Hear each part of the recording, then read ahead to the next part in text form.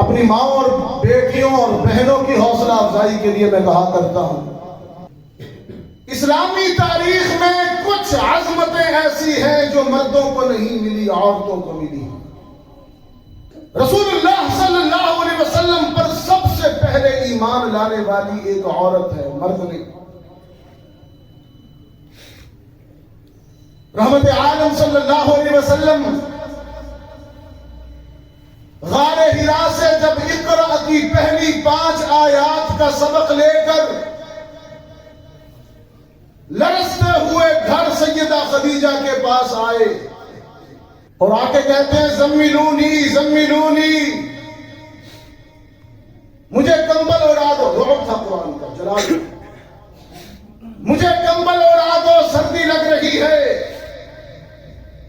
سیدہ خدیجہ کمبل لائیں، اپنے سرتاج کو اڑایا، سرانے بیٹھ گئیں، ماتھے پہ ہاتھ رکھا اور پوچھا میرے سرتاج بتائیے کیا ہوا؟ رحمت عالم صلی اللہ علیہ وسلم نے فرمایا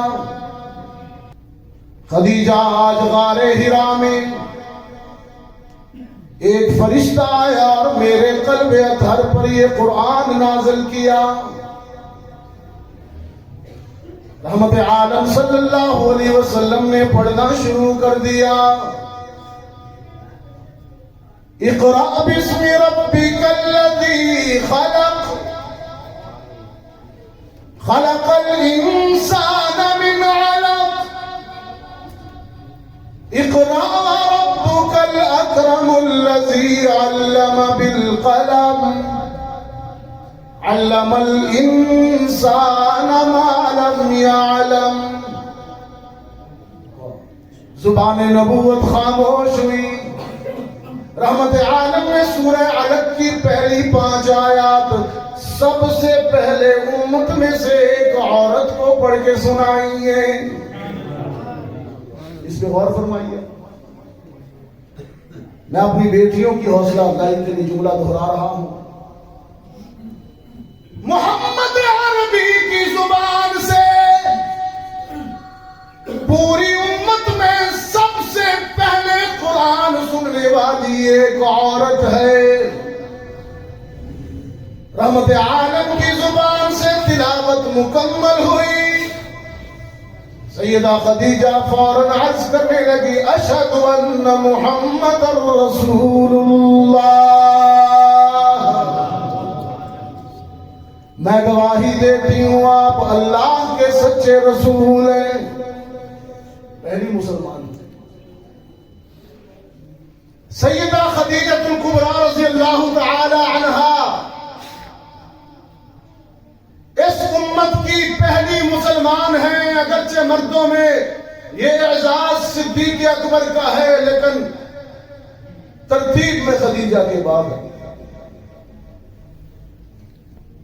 اگر جنس کی تفریق ختم کر دی جائے مرد و عورت کی تو پہلا نمبر خدیجہ کا۔ سیدہ خدیجہ کو یہ اعزاز حاصل ہے، یا یوں کہیے عورت کو یہ اعزاز حاصل ہے کہ جس نے محمد کی زبان سے سب سے پہلے قرآن سنا، اور یہ اعزاز بھی خاتون کا ہے کہ جس نے محمد عربی کے موقف پر سب سے پہلے ایمان لائی۔ اور توبہ ٹیک سنگھ کی بیٹیوں، ایک اور اعزاز بھی عورت کو حاصل ہے جو اس امت میں مردوں کو نصیب نہیں ہوا۔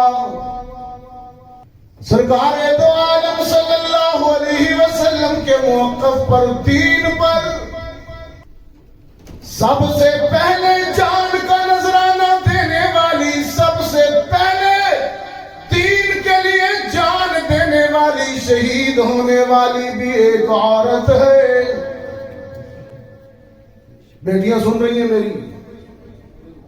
سادہ لفظوں میں دوہرا دیتا ہوں میری بیٹیوں کے لیے، یاد رکھیں، پہلی مسلمان بھی عورت، پہلی شہید بھی عورت،